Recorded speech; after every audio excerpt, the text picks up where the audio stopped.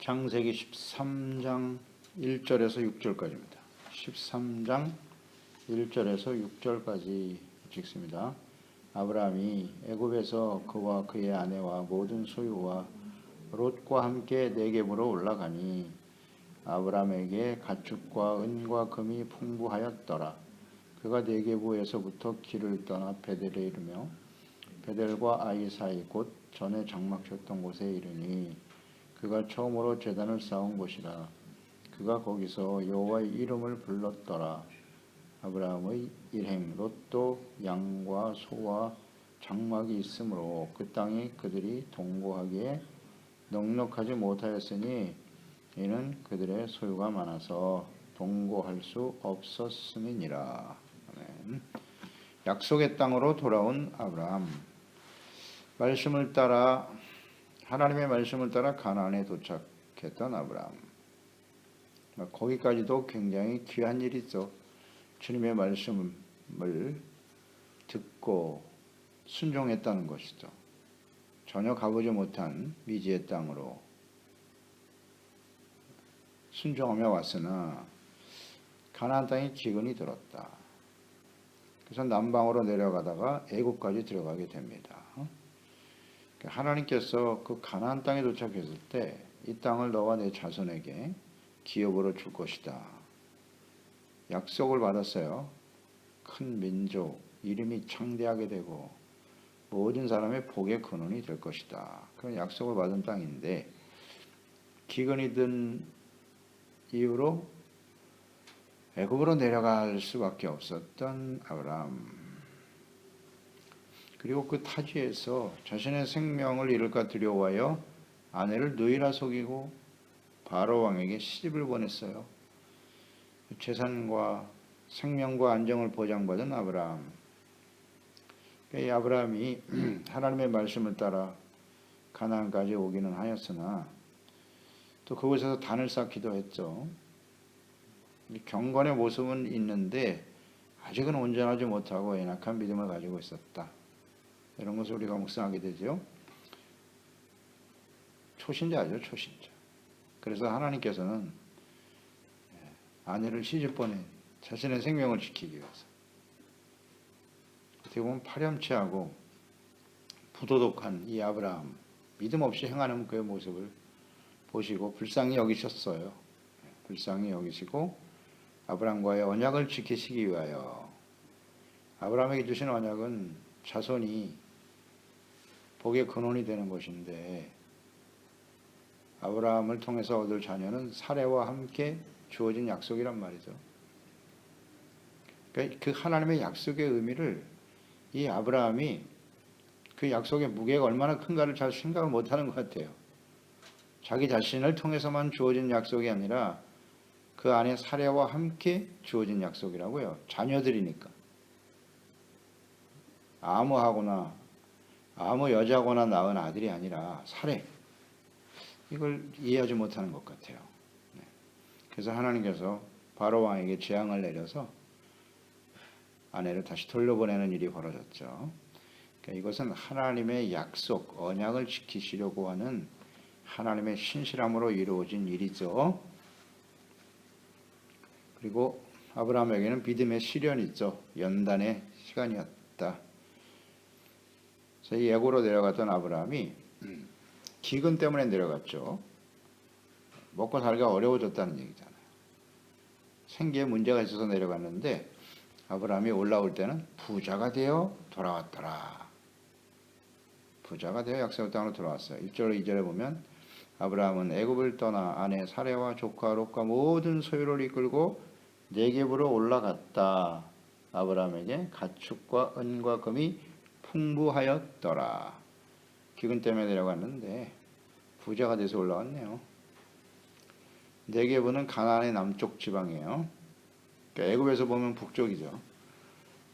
그래서 아내도 데리고 오고 이 아내 잃어버릴 뻔했어요. 아내 사레. 얼마나 소중한 아내를 이렇게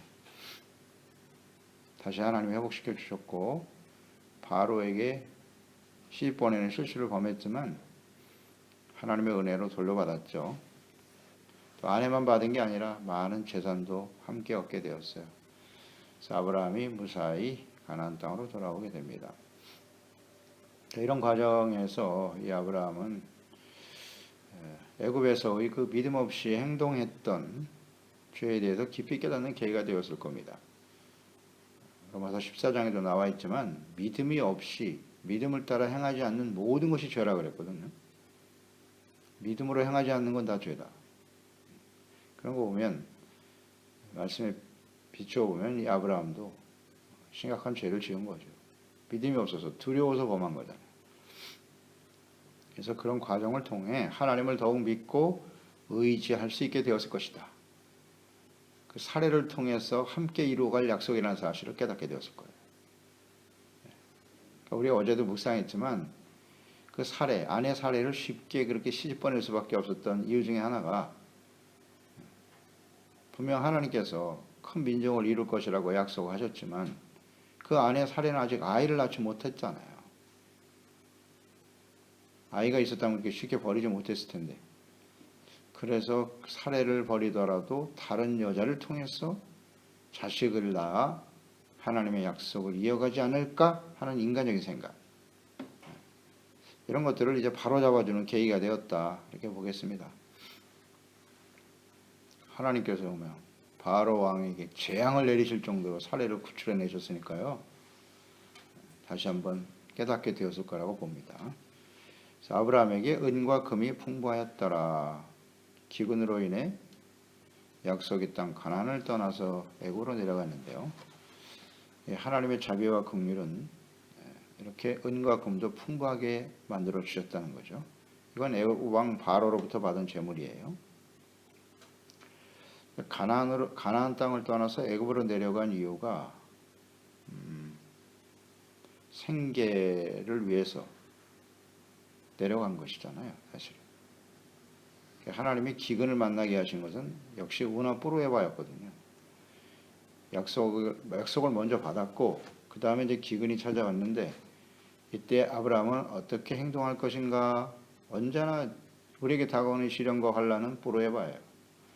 믿음을 보시려고 했던 것인데 애굽으로 내려가서 이렇게 어이없는 행동을 하는 걸 보고 하나님께서 이게 아직 믿음이 약하구나 생각하시고 이렇게 저는 묵상이 돼요. 풍부한 재물을 가지고 돌아오게 하셨다라고 하는 이 말씀 속에 믿음이 연약한 아브라함이 또 생계를 걱정하여 가나안 땅을 떠나지 않도록 애굽으로 이동하는 일, 약속의 땅을 떠나는 일이 없도록 하기 위해서 배려하신 것이다. 이렇게 묵상이 되네요. 아직 믿음이 연약하니까 생활이 사실 중요하긴 하잖아요. 그게 해결이 안 되니까 자꾸 내려가서 범죄를 하니까 하나님이 주신 은혜다. 그렇게 생각합니다. 그러나 이 재물이라고 하는 것이 굉장히 위험하거든요. 이렇게 안정적인 생활을 우리에게 도모하는 하나의 중요한 요소가 되기도 하지만 없어서 애굽으로 내려가기도 하지만 또 재물이 많아지면 사람들이 또 부패하거든요. 하나님보다는 재물을 더 의지하려고 하는 위험한 것 중에 하나가 재물이에요. 그래서 하나님과 재물 두 주인을 섬길 수 없다고 분명히 말씀하셨기 때문에 또 이렇게 한편으로 묵상이 돼요. 내려가지 않도록 배려하신 것이기도 하지만 그가 기근이 있었을 때 애굽으로 내려가서 범죄했잖아요. 그러면 그에게 재물이 풍성해졌을 땐 어떻게 행동할까? 이 역시 우나 뿌르에바. 그렇지 않나요? 기근이 다가올 때도 우나 뿌르에바. 재물이 풍부할 때도 우나 뿌르에바요. 또 어떻게 할 건데 이럴 때는. 너 없으니까 애굽으로 내려가더라. 그럼 풍성한 재물을 주면 어떻게 행동할 건데? 이게 느껴져요, 저는. 이 하나님의 마음이. 아브라함에게 주어진 그 축복의 약속을 이뤄가는 과정이기 때문에 아브라함은 끊임없이 이 연단을 당해야 될 거예요. 이런 훈련이 없이는 하나님의 언약을 이루어갈 수 없어요. 그러니까 우리가 예수 그리스도를 믿고 구원받는 것은 하나님의 은혜입니다. 절대적인 하나님의 은혜인데 때로는 우리의 삶이 궁핍할 수도 있고 풍부할 수도 있거든요. 풍부할 때도 있거든요. 이거 다 은합으로 해봐요. 어떻게 할 건데 하나님과 이 언약을 잘 지켜갈 것인지 그러니까 재물을 하나님으로 주인으로 섬길 것인가, 하나님을 주인으로 섬길 것인가 하는 이 시험은 우리의 일생 동안 계속돼요. 계속됩니다.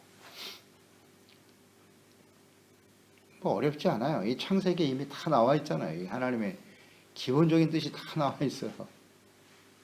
네. 그래서 이 말씀을 보니까 마태복음 6장 24절이 연결이 되잖아요. 바로 너희가 하나님과 재물 두 주인을 섬기지 못한다. 사랑과 가치를 어디에 두고 살아갈 건데, 이런 문제. 그 아브라함이 애고로 내려갔을 때 그 사례를 자신의 생명을 지키기 위해서 시집을 보내는, 바로 왕에게 시집 보내는 이런 어이없는 행동을 하거든요. 그러니까 사랑과 가치를 어디에 두고 있느냐. 나의 생명을 유지하기 위해서 그게 최고의 가치입니까?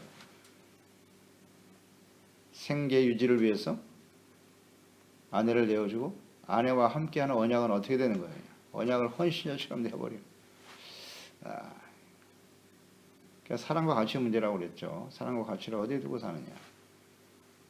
그러니까 애굽에 내려갔을 때는 자기의 생명이었고, 이제 애굽에서 올라왔을 때는 재물이네요. 이게 딱 눈에 보이네요. 어디에 초점을 두고 살 것인가. 그래서 마태복음 6장 31절 이하로 연결되는 거죠. 그러므로 염려하여 이르기를 무엇을 먹을까 마실까 입을까를 하지 말라. 이건 다 이방인이 구하는 거야. 너희 하늘 아버지께서 이 모든 것이 너에게 있어야 할 줄을 아시느니라. 그런즉 너희는 먼저 그의 나라와 그의 의를 먼저 구하라. 그러면 이 모든 것을 너에게 더하시리라. 그러니까 가나안 땅에 기근이 찾아왔을 때 바로 이 말씀이 적용이 돼야지. 적용이 돼야지. 무엇을 먹을까 입을까 마실까 때문에 애고로 내려갔다가 거의 없는 짓을 하잖아요. 죄를 짓게 되는 거예요. 하나님의 나라와 의를 먼저 구했어야지. 언제나 교훈이에요. 이건 언제나 교훈이에요. 기근이 찾아왔을 때, 환난과 시련이 다가왔을 때 먹고 마시는 게 가장 심각한 문제죠. 사실은 기근이 찾아왔을 때는 어떻게 해야 되노? 하나님의 나라와 그의 의. 간단한 진리인데요. 이걸 깨닫지 못하면 아브라함과 같은 이 어리석은 행동을 계속하게 돼요. 우리. 약속을 떠나고 말씀을 떠나버리는 순간 자신의 생명에 대한 두려움, 생계에 대한 두려움 떠나지 않아요. 우리 계속 떠나지 못하죠. 그것 때문에 범죄하게 된단 말이죠. 이런 일들이 뭐 지금까지 우리의 생애를 돌이켜 보세요. 얼마든지 있어요. 이 아브라함의 어리석은 행동.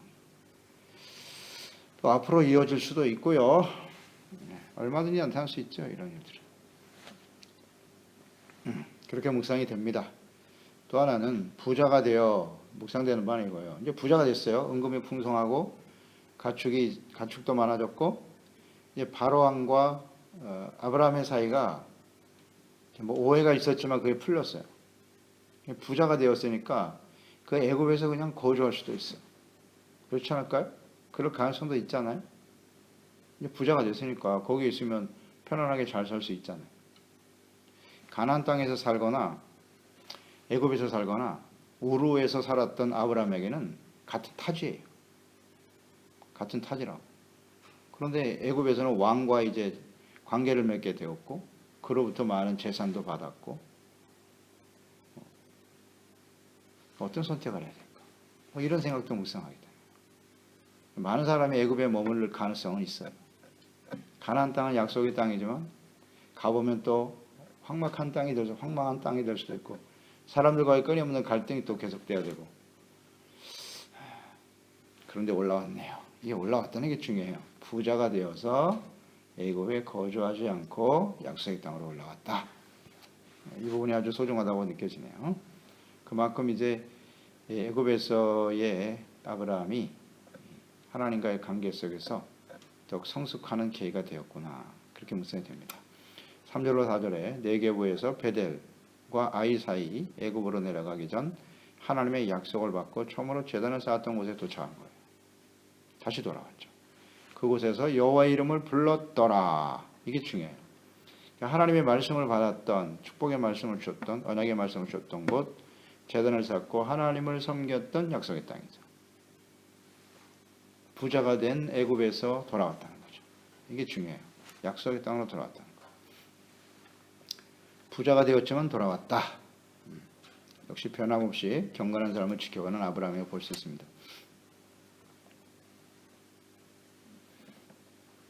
그러니까 이 애굽에서의 경험이 자신의 연약함을 깨닫고 하나님을 믿고 의지하는 기회가 되었다는 거죠.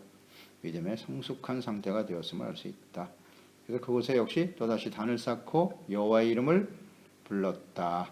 하나님의 이름을 불렀다라고 하는 것은 그가 하나님을 잘 알고 있다는 것이고 하나님과의 경건한 삶을 계속 이어갔다는 얘기겠죠. 단을 쌓았다라고 하는 건 제사, 속죄, 또 하나님과 화목, 은혜에 대한 감사 이런 것이죠. 예배도 예배. 하나님을 알고 있다는 거예요. 하나님을 알고 그분을 믿고 의지하였다.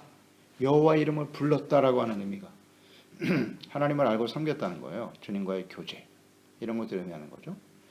그래서 성경을 찾아보면 가인이 아벨을 죽이고 아벨 대신하여 준 아들이 셋이죠. 셋을 주셨는데 창세기 4장 26절에 보면 셋도 아들을 낳고 그의 이름을 에노스라 하였으며 그때의 사람들이 비로소 여호와의 이름을 불렀더라. 이 이름을 불렀더라가 나와요. 그러니까 셋의 아들 에노스 시대에 사람들이 하나님의 이름을 부르고 하나님을 경외하는 일이 벌어졌다는 거죠. 그래서 그 셋의 후손을 보면 셋의 후손 중에 에녹이 나오는 거예요. 에녹. 300년 동안 하나님과 동행하다가 죽음을 보지 않고 올라간 에녹. 그 에녹의 자손 중에 무드셀라가 나오는 거예요. 무드셀라. 그 무드셀라가 죽던 해에 무드셀라의 자손 중에 노아로 이어지잖아요. 셋. 하나님의 이름을 불렀던 그의 후손들을 통해서 하나님의 구원의 역사가 이렇게 흘러가요. 에녹을 거쳐서 무드셀라를 거쳐서 노아가 나와요. 노아는 당대의 의인이고 은혜 받은 자고 온전히 순종했던 자고 무드셀라가 죽던 해 노아가 600세. 그래서 심판이 시작되잖아요. 이런 과정. 노아는 온전히 구원받았다. 이게 여호와 이름을 불렀다는 의미예요. 하나님과 교제하고 하나님의 언약과 주님의 약속의 말씀을 이어가는 그런 아주 소중한 모습을 의미하는 거예요. 또 여호와 이름을 불렀더라. 여호와 이름과 관련해서 이것이 다윗과 솔로몬으로 이어집니다. 왕상 8장 17절에 내 아버지 다윗이 이스라엘의 하나님 여호와의 이름을 위하여 성전을 건축할 마음이 있었습니다. 자기가 아니라 하나님의 이름을 높이고 하나님의 이름이 거룩히 여김을 받으시도록, 그러니까 하나님의 이름을 불렀다고 하는 것은 우리 주기도문에 나오잖아요. 하나님의 이름이 거룩히 여김을 받으시도록 거룩한 삶을 살아갔다는 의미와 연결돼요. 왜 성전이 필요하냐? 하나님의 이름을 위해서. 이 백성이 하나님의 백성인데 우리가 잘못 악을 행함으로써 하나님의 이름에 욕을 돌리면 안 되니까 주님의 이름이 거룩히 여기는 받으시도록 성전이 필요하다. 그래서 왕상 8장 20절 이제 여호와께서 말씀하신 대로 이루시도다. 내가 여호와께서 말씀하신 대로 내 아버지 다윗을 이어서 일어나 이스라엘의 왕이 앉고 이스라엘 하나님 여호와의 이름을 위하여 성전을 건축하고. 이렇게 다윗과 솔로몬 아주 그 순수하고 좋은 때죠. 성전을 하나님의 이름을 위해서 건축했다. 그러면서 솔로몬이 그 성전을 건축하고 기도하잖아요. 하나님이여 우리가 죄를 짓지 않을 수 없습니다. 사람은 누구나 죄를 질 수밖에 없는데 이곳에서 하나님께 나와 기도하면 우리의 죄를 사하여 주옵소서. 하나님의 이름을 위한다는 것이 무슨 뜻이냐? 하나님의 이름을 불렀다는 게 무슨 뜻이고? 거룩한 하나님의 백성이 되고자 하는 간절한 마음이죠. 그렇죠? 또 하나님의 이름을 부르는 장면이 어디 나오냐면 왕상 18장 36절 37절에 보면 엘리야가 북이스라엘 폐역한 아하방 시대에 하나님의 말씀에 순종하여 갈멜산에 올라가잖아요. 제단을 쌓고 850명이나 되는 이방 아세라 바알 선지자들과 대결을 벌이는 거예요. 그때 하나님 앞에 기도하는 장면이죠. 36절 37절에 저녁 소재 드릴 때 이르러 선지자 엘리야가 나아가서 말하되 아브라함과 이삭과 이스라엘의 하나님 여호와여 주께서 이스라엘 중에서 하나님이신 것과 내가 주의 종인 것과 내가 주의 말씀대로 이 모든 일을 행하는 것을 오늘 알게 하옵소서. 여호와여 내게 응답하소서. 여호와여 내게 응답하소서. 하나님의 이름을 부르잖아요. 그러니까 하나님의 이름을 부르며 기도했을 때 하늘에서 불이 떨어지는 거예요. 이런 게 하나님의 이름을 불렀다는 의미예요. 하나님의 영광을 나타내기 위해서 주님의 이름을 높여 거룩히 여김을 받으시도록 기도하는 거죠. 이게 바로 기도입니다. 이런 의미가 있는 거예요. 하나님의 이름을 불렀다는 것은요. 이렇게 묵상이 되고요. 애굽에서 다시 가나안 땅으로 돌아와 이렇게 제단을 쌓고 하나님의 이름을 부르며 기도하고 예배하며 하나님을 섬겼던 아브라함. 이걸 또 묵상하면서 이런 것도 또 생각하게 묵상하게 돼요. 애굽으로 내려갔다 가나안 땅으로 돌아왔잖아요, 아브라함이. 그 믿음의 조상이고 하나님의 언약의 시작인데 그의 후손들이 야곱 시대 요셉을 통해서 이스라엘 백성들이 애굽으로 내려가잖아요. 내려갔다 거기서 큰 민족을 이루고 다시 가나안 땅으로 올라오잖아요. 이런 것도 역시 예표하는 것이라고 볼 수 있네요. 장차 아브라함의 후손들이 애굽으로 내려갔다가 다시 가나안 땅으로 돌아올 것이다. 이미 창세기 이제 15장이나 이렇게 가면 우리가 또 묵상하게 될 텐데요. 이미 아브라함 시대에 430년 동안 애굽에 내려가서 생활하게 될 것을 이미 예언하셨어요. 하나님께서. 근데 이 말씀과 연결이 되네요. 아브라함도 애굽에 내려갔다가 다시 가나안 땅으로 돌아왔지. 하나님의 말씀을 이렇게 이루어 가시는구나. 이게 묵상이 되는 거예요.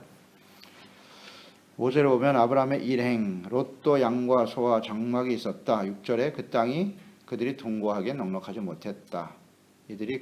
이는 그들이 소유가 너무 많아서 동거할 수 없었다. 롯과 아브라함이 헤어지는 장면이네요. 7절이 구체화되겠죠.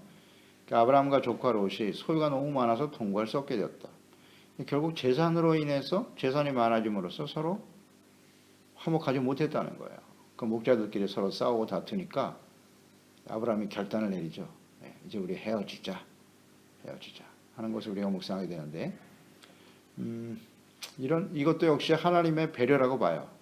섭리, 보이지 않는 감추어진 하나님의 뜻이 섭리라고 했는데, 이 또한 하나님의 섭리가 묵상되는 바는 뭐냐면 여기서 이제 롯과 헤어지게 만든단 말이에요. 당시에 롯은 조카이긴 했지만 자식이 없었던 아브라함에게는 자식과 같은 조카였어요.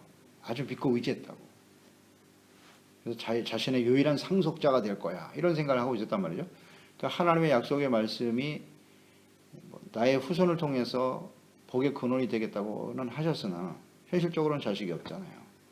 그러니까 조카 롯을 아들처럼 여기면서 의지했단 말이에요. 근데 하나님의 약속은 롯이 아니거든요. 사레와 아브라함을 통해서 자녀를 통해서 이어갈 하나님의 계획이 있었는데 너무 이렇게 조카 롯을 믿고 의지하거든. 하나님 보실 때 그래서 헤어지게 하는 거예요. 이것도 하나님의 뜻이다. 이렇게 그냥 묵상이 돼요. 이제 어느 정도냐면 이 아브라함이 자식이 없어서 안타까워하는 마음으로 의지했던 것을 우리가 미로 생각해 볼 수 있는 장면이 창세기 15장 2절이에요. 거기 보면 아브라함이 이르되 주 여호와여 무엇을 내게 주시려 하나이까 나는 자식이 없사오니 나의 상속자는 이 다메섹 사람 엘리에셀입니다. 이런 고백을 한다고요. 15장까지 한 10년의 세월이 흘렀는데 75세에서 약속을 받고 왔는데 10년이 지나도록 자식이 없네.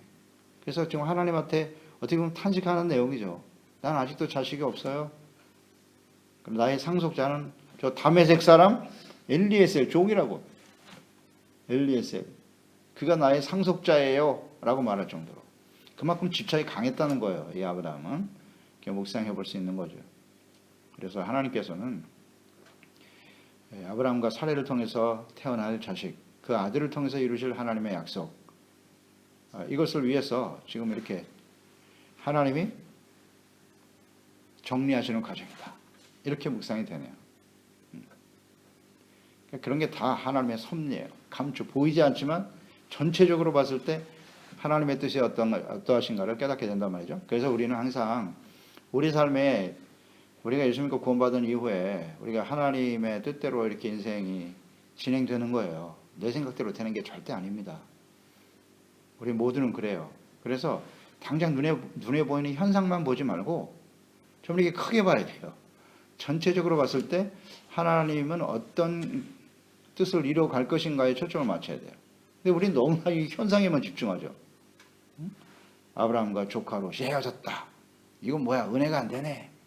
그렇지 않아요. 그렇지 않아요. 그래서 항상 전체로 보자. 시야를 넓혀라.